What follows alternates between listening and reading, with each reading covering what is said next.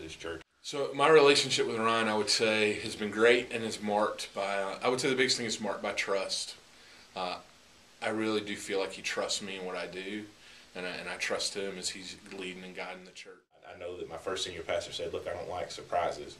I want to know ahead of time. That way I can be ready and can advocate on your behalf when there's something that comes up and can help explain it. But if I'm surprised, then it's hard to react to those things. And so I always tried to do that, and I always appreciate it when Jason does that with me. I would say the other thing is our relationship is really marked by encouragement. I think a lot of youth pastors don't realize how much senior pastors face. A lot of what we face in terms of discouragement and things like that. And so I try really hard to be encouraging to Ryan and really to be his head cheerleader.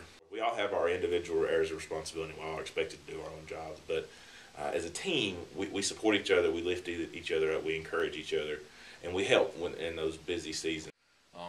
Your attitude determines a lot. And for me, I would much rather choose to jump in and help and support some things that are going on that aren't necessarily in my area than kind of live in my own little silo. So we really have worked hard over the last year and a half to foster this team atmosphere. We have worked on building a team covenant that we live out of, and we all know what's on that covenant. We all revisit that covenant, and we'll call each other out based on that covenant. The staffs that I've been involved in are the healthiest are the ones that are engaged in spiritual life together.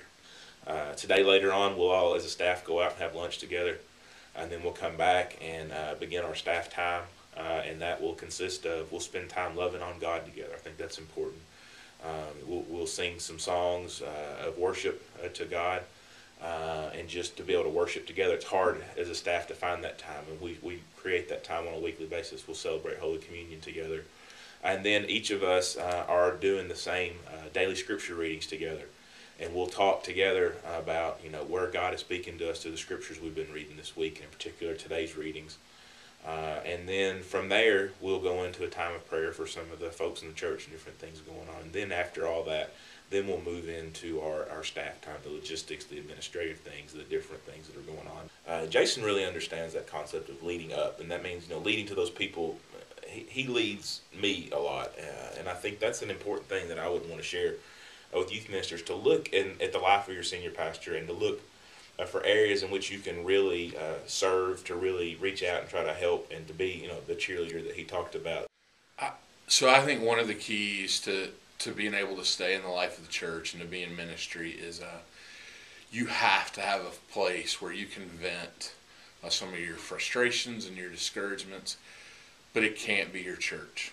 To find people that you trust enough that will hold you accountable if you're out of line, and that's what I try to find in my life, because sometimes I'm venting to my accountability partners, and I'm talking about how wrong this church member is or how stupid they are, and they'll say, but do you see where you're wrong in this? And I just think you need somebody who loves you enough to have that uncomfortable conversation when you're wrong. Pray for your pastor and his family.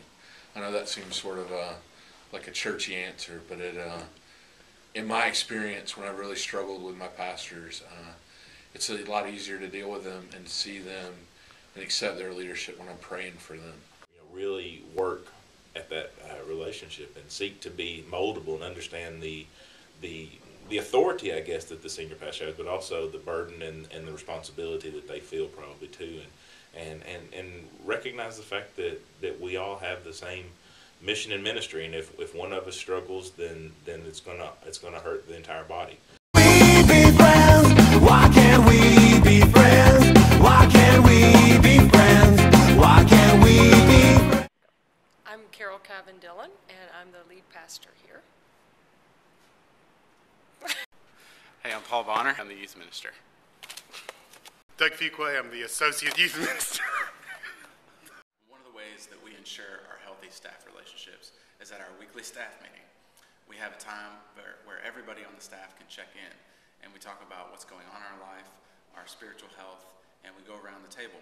And so that really helps us talk about our lives together in and outside the church.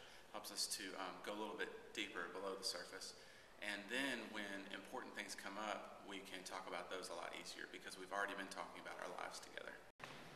I think it's helpful for all of us to be aware of what our ministries involve, and the more I know about the youth ministry, the more room I can give them to do their work without stress from me. And I think the more they know about what my job is like, the better we all work together. If they come to me with a request about something, to understand that I've got 20 other requests for budget or time or whatever it may be that I'm also trying to balance, and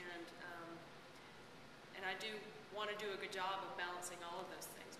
Approaching them for their advice or opinion or perspective on certain situations can be a great way of signifying that I don't have all the answers, and I'm going to approach this relationship and this team with humility.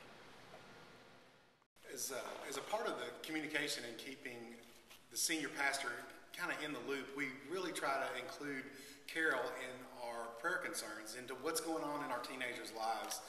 So many of our families have kids that are involved in our children's ministry, their parents are involved in a different part of the ministry, and they have a youth. And looking at that family as a whole and figuring out how we can minister to them is important. And if we don't keep Carol in the loop and other members of our staff, then we're failing to do our part in supporting that family. I think a lot of pastors are a little intimidated by teenagers. The older we get, the further removed we are from teenagers, the more afraid we are that we just are out of touch, or they'll think we're total geeks. They can't relate to me and I can't relate to them. And I think what youth ministers can do for the senior pastor is to invite him or her to come on Sunday nights or to come on a retreat, to reassure them that they just need to be who they are, and that the teenagers really want to know who they are genuinely. I mean, so what do you do when your pastor doesn't seem to get it? I mean, that's a hard place to be. I would say you can change your side and you can't change theirs. And sometimes you have to let their stuff be their stuff and do everything you can on your end. Pray for them. Take them to lunch once in a while. Do some things to try to build a relationship with them.